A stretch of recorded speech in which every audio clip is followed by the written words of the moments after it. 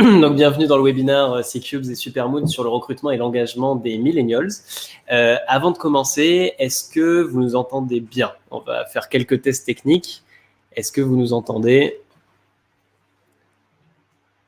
J'attends, vous pouvez répondre directement sur le chat. Je vois qu'il y en a pas mal. Ça, oui, super. Super. Bonjour Valère, bonjour Vincent. Eh bien, génial, super. Blandine, avez-vous du son? Impeccable. Ok, eh ben nickel, super. Donc, avant de commencer, on aimerait bien avec Paul, qui est à ma gauche, vous demander, est-ce qu'il y a des sujets vraiment opérationnels très concrets que vous voulez qu'on aborde pendant le webinaire?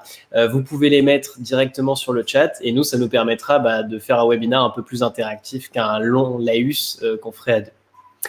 Donc, on est parti. De quoi on va parler pendant ce webinaire? C'est hyper simple. On va parler d'abord de qu'est-ce qu'un millennials, comment définir un millennials, pourquoi ils sont un petit peu spéciaux, etc. Ensuite, c'est tout simple, on va voir l'impact en fait de ces millennials, de cette génération sur d'abord le recrutement, donc en amont des entreprises, et ensuite sur leur engagement, donc comment dans l'entreprise on fait vivre des millennials et comment les millennials font vivre l'entreprise. À la fin, on prend bien 10 minutes, un quart d'heure de questions. L'idée, c'est encore une fois que ça soit hyper interactif et que vous puissiez, qu'on puisse vous donner des expériences concrètes de ce qu'on a vécu, Paul et moi, dans nos entreprises respectives. Donc, on va commencer tout simplement par présenter Paul. Donc, avec Paul, on s'est rencontrés il y a pas mal de temps, au début de nos entreprises. Donc, on est des vieilles startups, ça fait 4-5 ans peut-être. Facile, ouais. Et c'est assez marrant, on est deux personnes qui ne venons pas du tout du monde du RH. Et puis, en fait, c'est nos expériences de vie qui ont fait que on a créé des boîtes de RH qui sont sur deux niveaux de la chaîne de valeur complémentaires, qui sont dans le recrutement, notamment, on va le voir, des millennials, et dans l'engagement des populations dans les entreprises. Donc, Paul, je suis hyper content de t'avoir. Plaisir partagé, vraiment. Est-ce que tu peux nous faire ton petit pitch en 2 minutes sur qui tu es et d'où tu viens et qu'est-ce que tu fais aujourd'hui?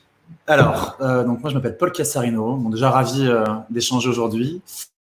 Donc fondateur de C-Cube, nous chez C-Cube on a créé une plateforme d'événements de recrutement qui a rassemblé là, ces dernières années à peu près 200 000 jeunes et 3000 entreprises sur notre plateforme d'événements.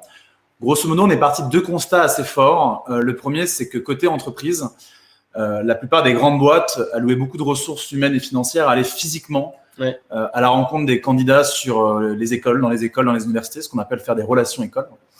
Et de l'autre côté, on a toute une partie des entreprises, PME, start-up, ETI, qui n'ont pas forcément, elles, les équipes pour aller parcourir la France entière. Donc, on s'est dit comment est-ce qu'on peut optimiser ça et notamment servir du digital pour créer des formats un petit peu différents que d'aller parcourir la France entière. De l'autre côté, on s'est rendu compte que côté candidat, l'évolution de la structure de l'enseignement supérieur en France faisait qu'ils étaient de plus en plus mobiles et qu'au moment où ils étaient potentiellement en recherche de stage, d'alternance ou de leur premier emploi, ils n'étaient pas forcément au meilleur endroit pour échanger avec les entreprises qui potentiellement les intéressaient. Voilà.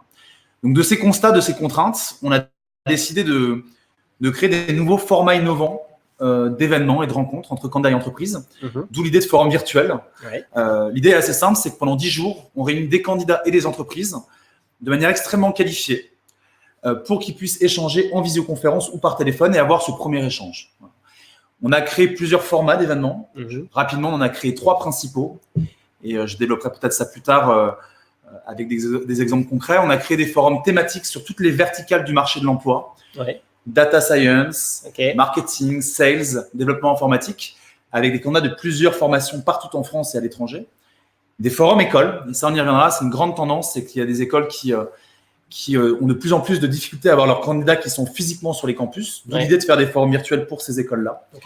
Et on fait des événements dédiés pour les entreprises qui ont un enjeu, elles aussi, d'avoir leurs collaborateurs qui sont un peu éparpillés de partout, que ce soit des opérationnels et des recruteurs. Donc l'idée, c'est de pouvoir leur faciliter la rencontre de leur opérationnel recruteur avec des candidats. Voilà. Donc, 3 personas principaux. Il y a les candidats qui sont plutôt des étudiants, les écoles, et puis la fonction RH. Est-ce que tu peux… Quels sont tes interlocuteurs dans les entreprises? Alors, nous, ça va vraiment du chargé de recrutement, de la chargée de recrutement qui, tous les jours, doit rencontrer des candidats et c'est son cœur de métier, au directeur, directrice développement RH qui va essayer de de proposer des outils à ces équipes de recrutement, à la direction du recrutement, au talent acquisition. Donc, c'est vraiment toute la chaîne de valeur d'image, marque employeur, développement RH à vraiment le recrutement très opérationnel.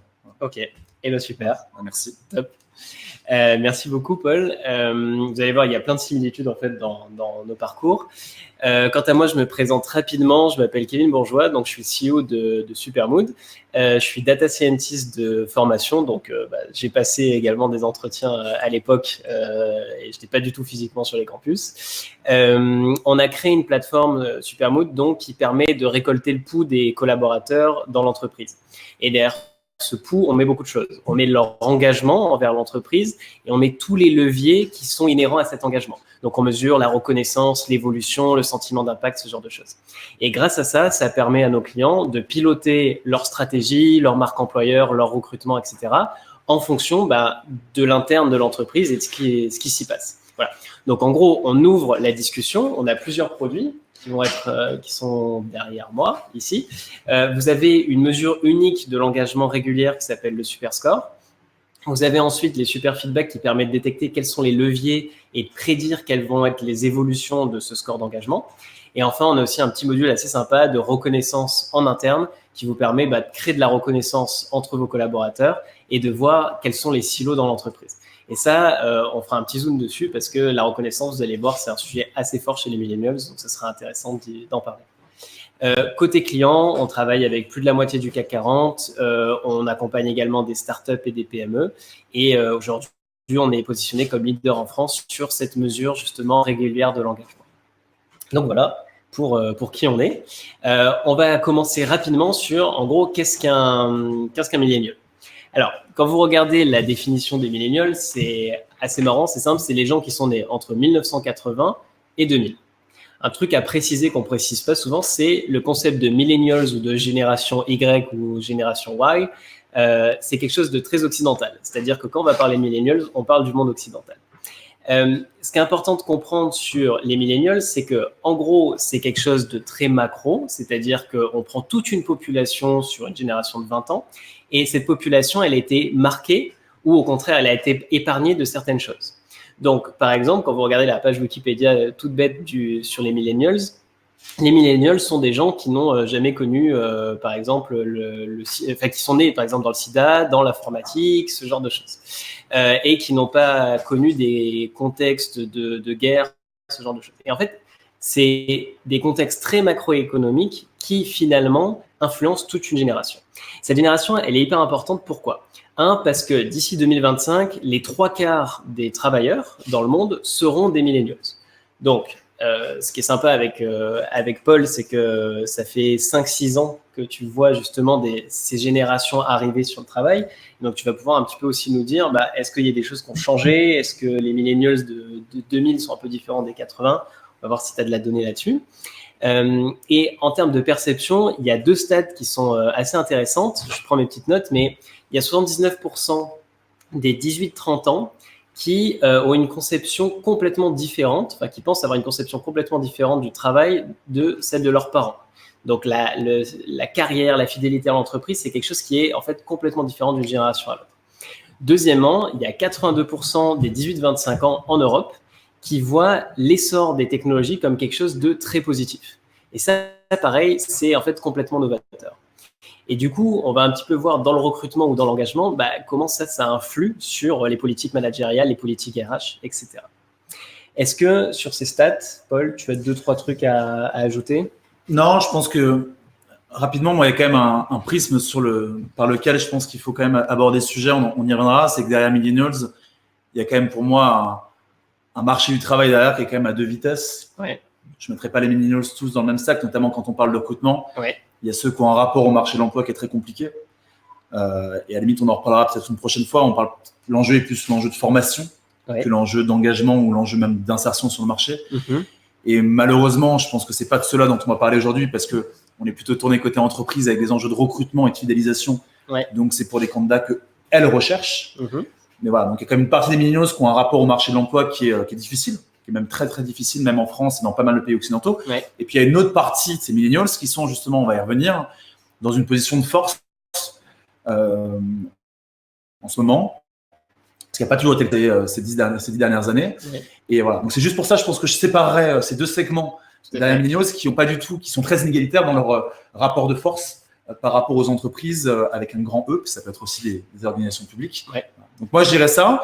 Et la deuxième chose, c'est que pour compléter, je pense que par rapport à ceux qui sont nés plutôt côté années 80 ou fin des années 90, nous, ce qu'on remarque dans la partie recrutement, c'est pas tant des vraies différences, c'est plutôt une intensification des phénomènes qu'il y a. On y reviendra sur le besoin d'instantanéité des choses, le besoin d'interaction, la mobilité, ces choses-là. Pour nous, c'est plus une intensification et donc un besoin pour les entreprises de les traiter encore plus, on va dire, urgemment.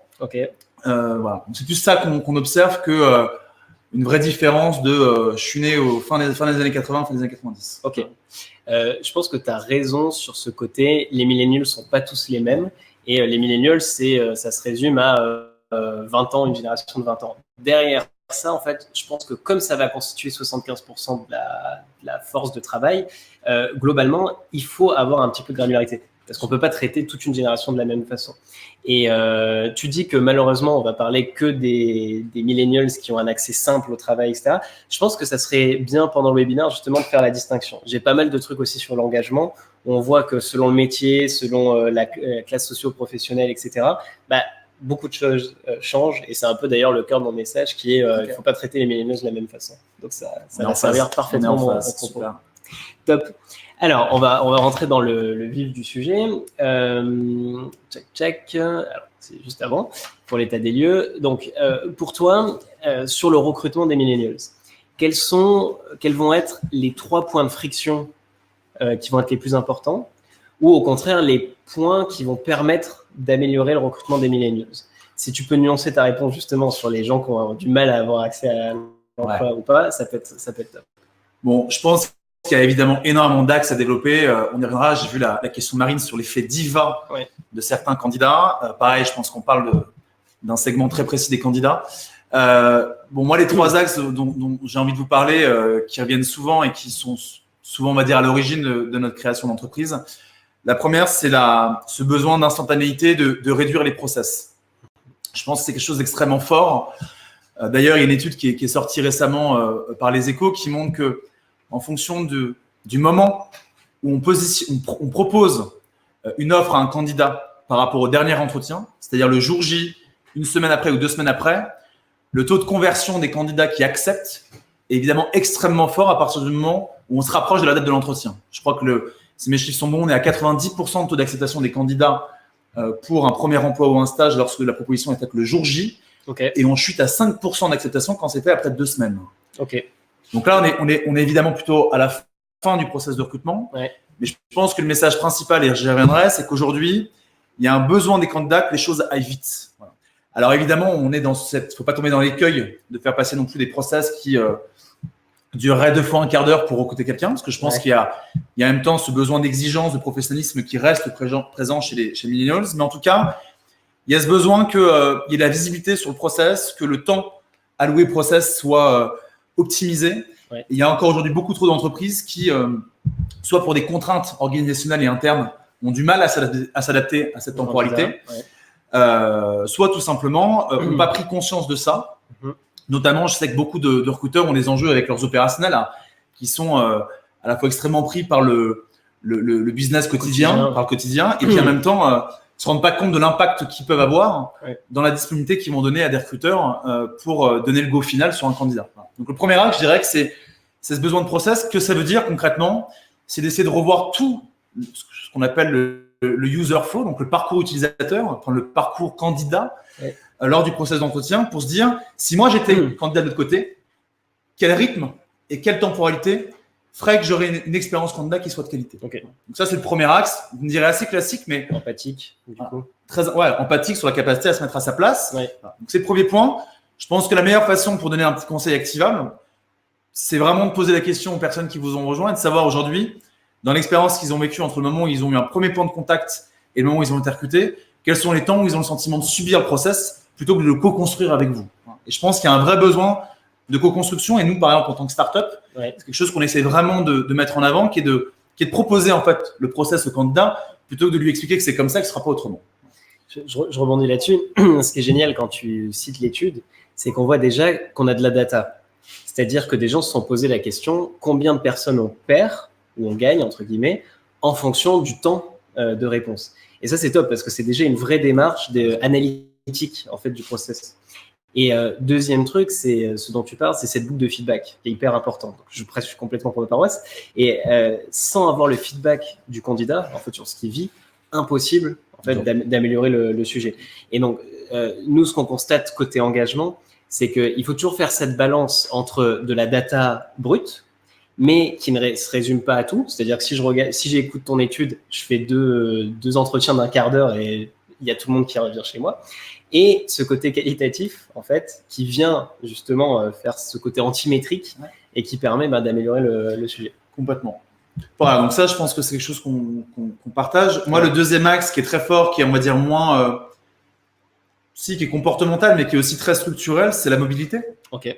On voit aujourd'hui que le parcours d'un étudiant qui ferait un Master 2 d'une école d'ingénieur de commerce ou d'université, entre sa première année et sa dernière année, il est énormément amené à bouger, que ce soit en mobilité géographique à l'étranger, parce qu'il va faire un échange universitaire Erasmus ou autre, que ce soit sur le fait de faire un stage de césure, qui est le fait de faire un parcours en alternance, par exemple, qui fait qu'au moment de sa recherche d'emploi, il n'est plus physiquement là, avec son dernier cours où il dit au revoir, voilà, il est parfois physiquement déjà en entreprise. Ouais.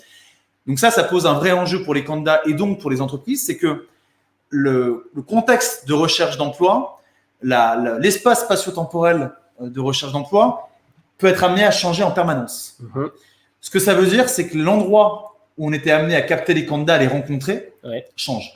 Voilà. Tout à fait. Et c'est là où le digital représente une opportunité qui est géniale, en tout cas pour les entreprises qui savent prendre le pas du digital. Alors encore une fois, nous, on n'est pas la tech pour la tech, le digital pour le digital. On est persuadé que les rencontres physiques sont un très bel outil pour pouvoir donner envie à un candidat et détecter aussi des talents. Mais il y a un moment, quand les candidats sont mobiles, faut aussi pouvoir s'adapter à ces contraintes-là et le faire. D'où le fait que nos forums en ligne permettent comme ça d'accéder à des candidats qui, je donne quelques exemples, énormément d'écoles d'ingénieurs aujourd'hui ont des étudiants qui sont en échange universitaire à la fin de leur cursus, avant de faire leur stage de fin d'études. Ils travaillent avec des écoles comme l'ISEP, comme les Arts et Métiers Paris Tech, comme Télécom Lille, IMT Lille, où concrètement, il y a les 3/4 de la promo qui sont à l'étranger. Donc, ils sont au Mexique, ils sont en Chine, ils sont en Inde, ils sont en train de vivre une expérience de vie très forte. Et là, bam, il faut qu'ils se rappellent qu'en fait, 2 mois après, ils reviennent à Paris pour probablement leur stage le plus professionnalisant, etc. Donc, arriver à avoir ça en tête, c'est aussi être capable d'aller chercher les candidats aussi autrement. Parce qu'un candidat qui est en Chine, en train de vivre probablement une des plus belles expériences de ses 18-30 ans, ça le met dans un contexte qui n'est pas le même qu'un candidat qui est sur son campus et qui a fait ses 2 ateliers CV pour chercher son stage. Donc, voilà. Donc, deuxième axe, gérer la mobilité. Ok. Alors, du coup, je vais faire le parallèle sur l'engagement. Nous, en interne, ce que j'en tire, c'est que le parcours du candidat, il est moins normé et moins linéaire qu'avant. Et en fait, c'est pareil du côté de l'engagement. Une fois que la personne est dans l'entreprise, il y a beaucoup plus de mobilité interne qu'avant. Il y a des changements qui sont plus rapides. Il y a un turnover qui est globalement plus élevé au niveau macroéconomique. Avant, on restait en moyenne 7 ans. Maintenant, on est plus vers les 4-5 ans dans la même entreprise. Et en plus, tous les salariés sont à la fois moins bien informés parce qu'il y a une espèce d'infobésité constante et en même temps très très bien informés sur l'image extérieure de la marque, etc. Et nous, ce qu'on constate en tant que gros point de friction sur l'engagement, c'est généralement ce manque de dialogue et ce manque de compréhension de l'entreprise a un impact en fait qui est global sur tous ses salariés en fonction de ce qu'elle fait en externe ou en interne et comment on arrive à mesurer en fait quel est l'impact réel. Et généralement, on a par exemple une enquête annuelle qui va demander 1 fois par an est-ce que ça va, mais c'est 1 fois par an. C'est généralement très contextualisé au moment de l'enquête et du coup, il n'y a pas des données assez lissées pour voir une évolution. Et le point de friction qu'on voit très très souvent chez les RH ou même les dirigeants, les COMEX qui nous utilisent, c'est de penser que la réaction à un même événement est homogène. Et comme on a dit en début de discussion que tous les millennials ne sont pas du tout les mêmes, en fait, à n'importe quelle action qui est prise dans l'entreprise, on voit que les réactions parfois sont hyper hétérogènes. Et donc, je sais pas, je change la prime annuelle par une prime en cadeau ou en expérience. On va voir que globalement, peut-être que le niveau d'engagement va monter, parce que l'expérience, c'est quelque chose qui est bien vu. Mais on va peut-être voir qu'en fait, le département commercial, qui lui considère la reconnaissance financière comme directement liée à sa productivité et à son impact, en fait, peut-être que l'engagement va baisser. Et du coup, il faut peut-être différencier les actions, ou en tout cas les paliers. Voilà. Donc ça, c'est un truc qui fait un petit peu écho, où le monde est un peu plus flou qu'avant, il est beaucoup moins linéaire, et donc c'est important de maintenir ce dialogue pour… C'est là où on rapproche pour moi les RH du marketing RH de manière très forte, c'est d'arriver à appréhender les candidats que vous recherchez comme des vrais segments, avec leurs particularités, avec leurs désirs. Et là où je te rejoins, c'est que c'est évidemment pas les mêmes. Donc voilà, je partage. On peut enchaîner là-dessus justement en termes de solutions. Est-ce que donc on va traiter les faits divers, je pense que dans la question de Marine, plutôt dans les questions derrière. Est-ce qu'il y a 2-3 choses plutôt actionnables qu'on peut laisser là sur les 10 minutes de notre monologue à deux, duologue, pour les gens, pour mieux recruter entre guillemets les millennials, ou c'est sous-partie justement de millennials? Tu veux dire, est-ce qu'ils ont des questions ou est-ce que c'est moi qui… Est-ce que toi, tu aurais quelques stats ou quelques actions, ce genre de choses, des pistes de solutions? Plein de choses. Donc, peut-être pour vous parler d'un élément qu'on est en train de développer et qui me paraît important, je pense que un des enjeux en ce moment, c'est la transformation très forte dans l'enseignement supérieur, et donc les formations qu'il y a. On le voit concrètement que la connaissance de beaucoup d'entreprises, elle est très tournée autour des grandes écoles aujourd'hui en France. Or, les grandes écoles représentent moins de 10% aujourd'hui des candidats d'enseignement supérieur. Donc, il y a un vrai besoin, tu parlais de granularité, sur les formations et les métiers que vous adressez, d'avoir une très bonne connaissance de cet écosystème d'enseignement supérieur. Comme je l'évoquais, le problème, c'est qu'il est en train à la fois de se concentrer. On a de plus en plus d'écoles qui fusionnent entre elles. Au niveau des écoles de commerce, les universités… il y a Benjamin qui dit que je parlais de 3 axes et j'en ai oublié un. Je vais parler du 3e, il est important, je vais revenir. Donc je disais, pour moi, une des premières solutions, et j'y reviendrai après, c'est la connaissance que vous avez des bassins de formation qui forment à vos métiers, et d'arriver à peut-être avoir un niveau de connaissance plus fin que celui qu'ont aujourd'hui beaucoup d'entreprises, qui souvent se reposent sur les formations de leurs managers ou sur ce qu'on appelle les logiques d'école cible qu'ils avaient ces 10-15 dernières années. Voilà. Je vais revenir là-dessus, juste pour le 3e axe, très rapidement, Kevin. Non, le 3e axe qui me paraît essentiel, c'est le besoin de personnalisation et c'est le besoin de rencontre. Pareil, je prêche un peu pour ma paroisse, mais concrètement, nous, on se rend compte qu'aujourd'hui, le digital permet une proximité avec l'entreprise dans la capacité à pouvoir savoir qui est qui, pour savoir comment postuler, chose qui était plus compliquée il y a 15 ou 20 ans parce que c'était des petites annonces dans les journaux. Par contre, la contrepartie, c'est qu'il y a une dimension extrêmement impersonnelle du process qui est extrêmement frustrant. Qui est normative. Qui est norme, exactement. Donc nous, un élément qu'on met vraiment en avant, c'est la capacité à pouvoir rencontrer, échanger, qui est extrêmement demandé par les candidats et même par les candidats qui sont les plus sollicités. Voilà. Nous, sur nos forums virtuels, par exemple, on a une des fonctionnalités qui fonctionne le plus, c'est que les entreprises peuvent chasser des candidats qui n'auraient pas pensé à elles. Et on a entre 60 à 80% de taux d'acceptation des rendez-vous des candidats qui sont extrêmement demandeurs, en fait, d'échanger avec des entreprises, même si eux sont déjà sollicités par ailleurs. Exactement. Et même si potentiellement l'entreprise ne la connaissait pas, même peut-être que ça ne mènera à rien. Donc ça, c'est hyper actionnable. Il faut oser, en tant que recruteur, en fait, aller chasser. J'allais bien. Changer de paradigme. Il y a un vrai enjeu qui est au-delà de la formation qu'on a évoqué, de cibler les formations. Changer de paradigme et aller voir les candidats. On voit aujourd'hui que le fait de diffuser une offre et d'attendre que les candidats candidatent à l'offre est plus suffisant. Et il y a beaucoup de boîtes qui ont énormément de mal à changer de paradigme là-dessus et qui attendent que les candidats viennent à eux parce qu'ils trouvent que sinon, c'est potentiellement un manque de motivation. Voilà. Je te laisse un peu, toi, évoquer, mais grosso modo, sur le recrutement, je pense qu'il y a énormément de choses. Le changement de paradigme et d'aller à l'encontre des candidats devient essentiel. Mais au-delà même, je vais dire, des candidats qui sont en tension sur le marché. Parce que les entreprises ont tendance à se dire, je ne vais y aller que pour des candidats où j'ai un manque de volume de candidature. Non, je pense qu'aujourd'hui, travailler votre marque employeur, travailler votre expérience candidat, c'est aussi changer un peu des mécanismes sur lesquels les entreprises sont assises ces dernières années et qui, en fait, est extrêmement demandé par les candidats. Je vais prendre un exemple qui fait une bonne transition sur l'engagement. Un des sujets juste après le recrutement, c'est l'onboarding, en fait, donc l'intégration des nouveaux collaborateurs. On a fait une étude assez intéressante chez un client où on a pu mesurer semaine après semaine quels étaient les leviers d'engagement des nouveaux collaborateurs chez eux. Et en fait, ça vous donne de la data, exactement comme l'exemple de si je fais une offre au premier jour ou 2 semaines après, sur tout le cycle de vie des 2-3 premiers mois. Vous avez une stat générale qui est assez incroyable, qui est, vous avez 60% des départs qui se font en fait dans les 6 premiers mois, pendant la période d'essai. Ça peut venir soit de l'employeur qui a mal recruté, soit du candidat en fait qui se sent pas là. Et vous avez plein d'autres stats comme au bout d'un mois, en fait, le candidat sait à peu près s'il va rester plus de 3 ans ou moins de 3 ans. C'est vraiment ce côté première impression. Ça se projette ou pas, voilà. Et donc, on a fait une étude en demandant au candidat, le premier jour, est-ce qu'il avait été bien accueilli, etc.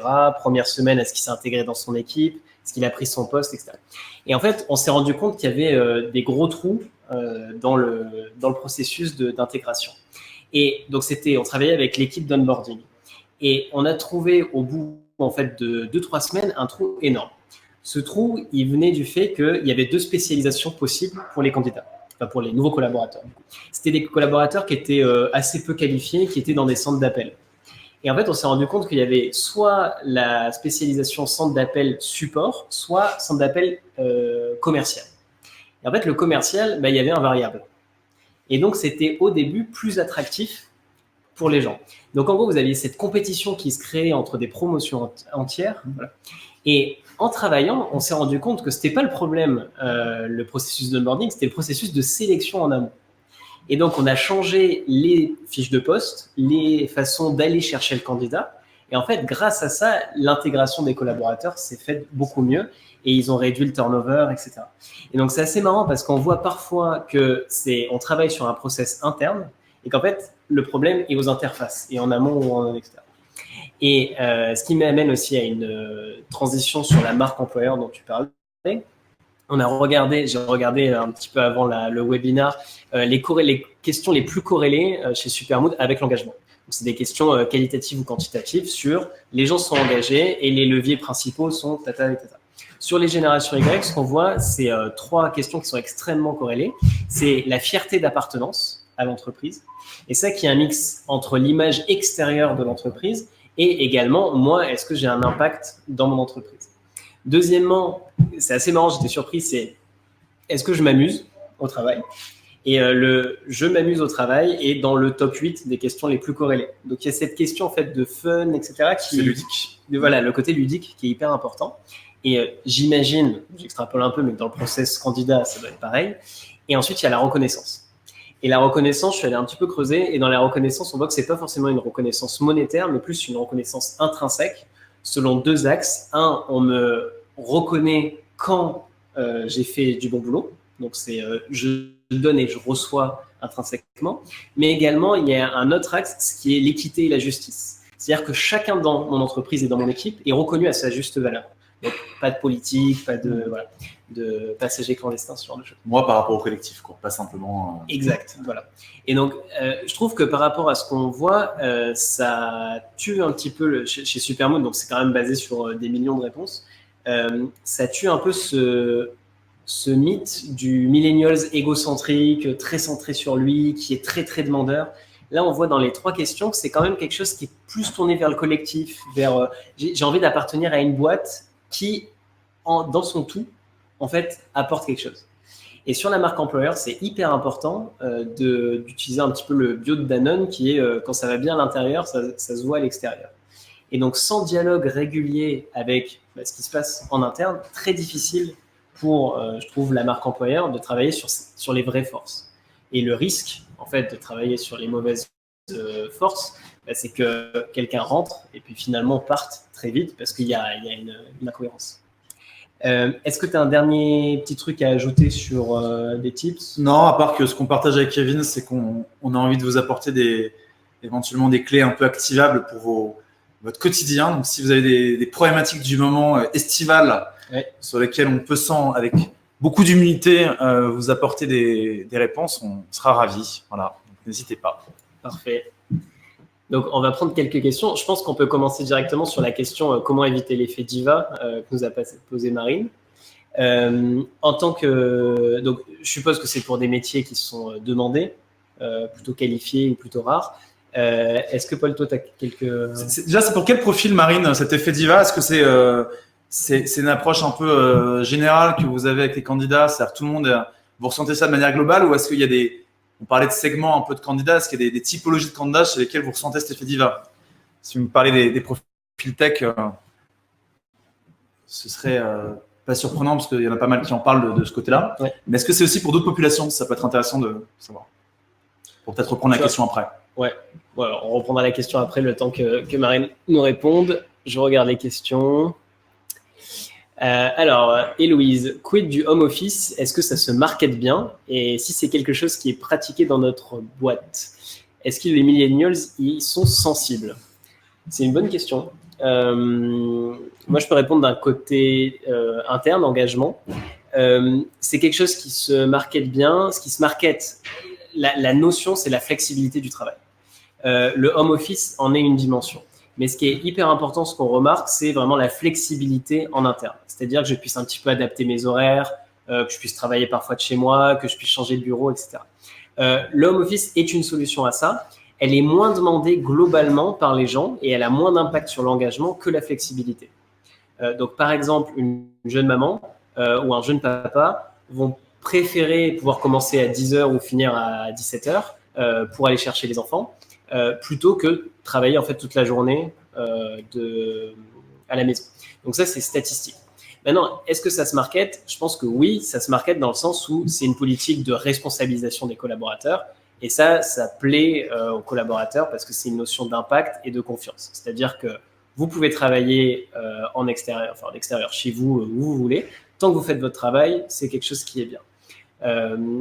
Et par rapport à ce market dans le sens global de est-ce que ça se fait ou pas, finalement, il y a de plus en plus d'entreprises qui mettent en place du télétravail. Ça dépend extrêmement des populations. C'est-à-dire que vous avez des populations où le télétravail est à 0, et ça c'est global sur tout le marché, et des populations où le télétravail est à plus de 50%. Donc, je pense que ce que vous pouvez faire, c'est le marketer plus ou moins en fonction du profil que vous gérez. Et pareil, demander aux candidats, ou en interne, est-ce que ça a un impact sur... Ouais, moi, deux points, Héloïse, sur le télétravail. Première chose, moi, je pense, je vais être un peu cash, le home office aujourd'hui, non. C'est marketé comme ça, juste home office, c'est plus une tendance qui, à mon avis, permet une vraie différenciation en termes d'image. Donc, pour moi, il y a deux façons de l'appréhender de manière un peu chouette et différenciante. La première chose, c'est de l'incarner beaucoup plus. Je donne un exemple. Nous, quand on recrute des gens et qu'on parle de télétravail, je donne des cas extrêmement concrets. Une jeune femme ou un jeune homme qui a son compagnon ou sa compagne qui est en région et qui va pouvoir partir le jeudi soir pour passer le week-end avec et bosser le vendredi à distance. Ça va être de pouvoir passer les week-ends avec ses grands-parents en restant le lundi et mardi. Voilà. Je pense qu'il faut l'incarner parce que la notion juste de home office comme ça, de je peux rester chez moi, etc., je pense n'est plus suffisant. Deuxième point, et là je vais parler plus pour nous chez C-Cube, on va assez loin. Donc je pense que le deuxième axe, c'est aller beaucoup plus loin pour se différencier. Par exemple, l'année dernière, on est parti travailler à Beyrouth et on fait du télétravail qui va assez loin en termes de flexibilité. Donc, les personnes de la boîte peuvent partir à l'étranger, en région, peu importe. Voilà, on a mis évidemment un cadre en termes de durée, en termes de décalage horaire, en termes de règles sur la participation tout simplement en réunion. Voilà. Mais donc, je pense que juste dire home office aujourd'hui, je pense qu'il y a trop de boîtes qui le font pour que ce soit assez différenciant. Donc, je pense qu'il faut réfléchir, vous, à qu'est-ce qui fait que par rapport à votre boîte, à votre culture, à votre business, ça apporte, comme l'a dit Kevin, et je suis 1000 fois d'accord, une flexibilité qui font que l'expérience au quotidien, elle va être super. Voilà. Ça. C'est plus la culture, en fait, que l'action. Que l'action en tant que telle. Exactement. Ouais, exactement. Je regarde, est-ce qu'on a eu un... Parfait, Louise. On va passer à la question de Benjamin. Quelle est la pratique récente dans une entreprise qui vous a marqué par son impact positif, engagement, recrutement, vis-à-vis des millennials en particulier? Est-ce que tu as un exemple? Il faut un peu de temps là, mais c'est une très belle question. J'aime bien prendre les best practices des autres et de se dire qu'est-ce qu'on aimerait faire pour nous. Je peux rebondir sur une pratique qui n'est pas forcément millennials, mais qui répond pas mal au levier d'engagement des millennials.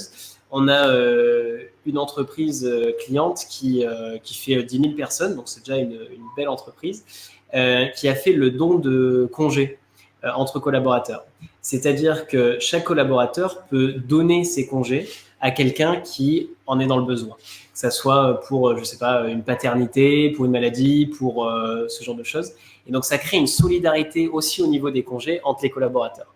Et j'ai trouvé ça très sympa. Nous, chez Supermoon, on a une politique de vacances en gros illimitée, qui est quelque chose qu'on teste depuis un an et demi, et où le cadre est hyper important, comme tu disais, pour que, le collaborateur ne culpabilise pas de prendre des congés, et deux, qu'on soit sûr qu'il n'y ait pas aussi d'abus, ce genre de choses.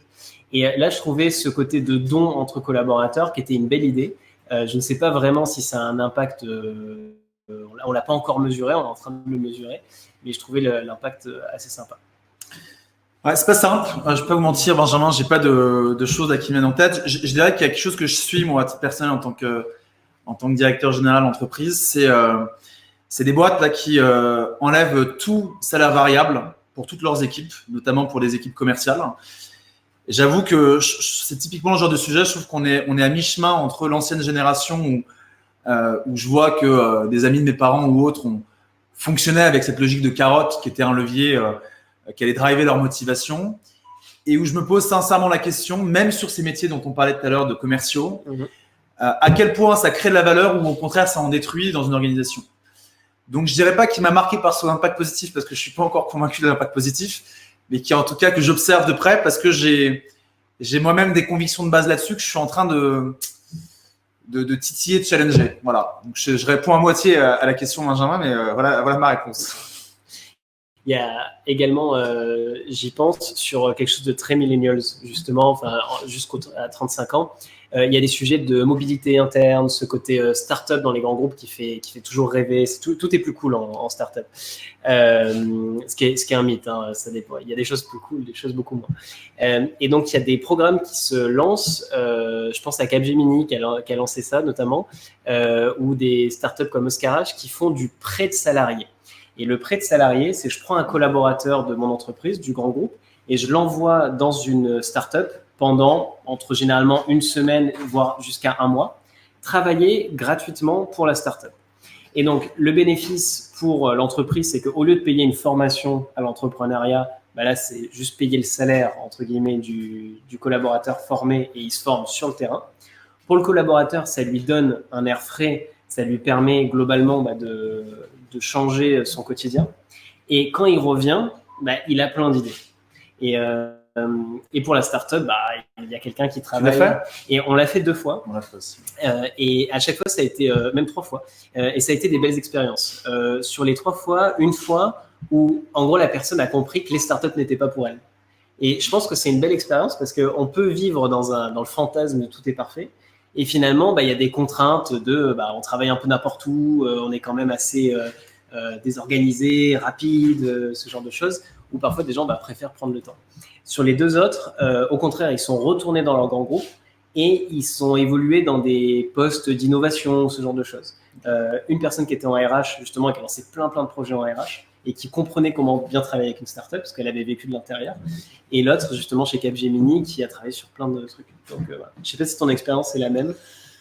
Moi, beaucoup plus mitigé. Ouais, plus mitigé. Okay. Je crois que c'était avec IBM qu'on a fait ça récemment. Pas mitigé par rapport à IBM, mitigé par rapport au cadre. Ouais. La personne a, je pense, beaucoup aimé l'expérience et je crois a été surpris surtout d'une chose, c'est la rapidité des process, des décisions, de tout ça. Non, moi, la nuance, c'est que je trouve que c'est parfois un poil superficiel. C'est que je pense que pour intégrer une culture de boîte, arriver à se projeter, on avait fait ça 10 jours, en fait, 2 semaines. C'est un peu court. Ouais, c'est court. Mais je suis d'accord avec toi, c'est une très belle façon d'immerger les gens de manière différente et ça peut être très chouette. Ouais. On a alors, quoi les nouveautés.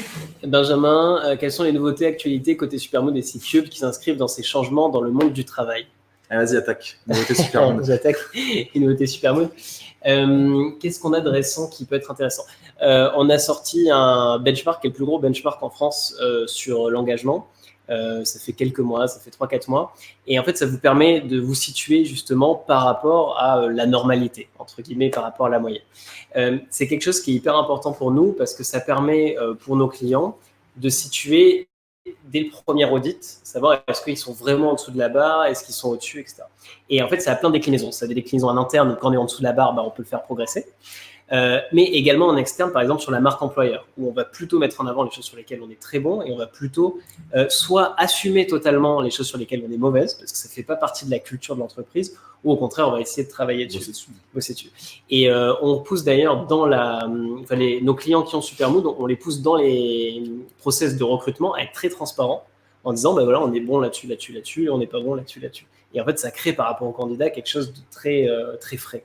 Voilà. Donc voilà, et ensuite, en termes de nouveautés, on a également une question de reporting qui est importante, où aujourd'hui, chaque équipe peut avoir son reporting qui est automatisé avec les infos qui sont nécessaires.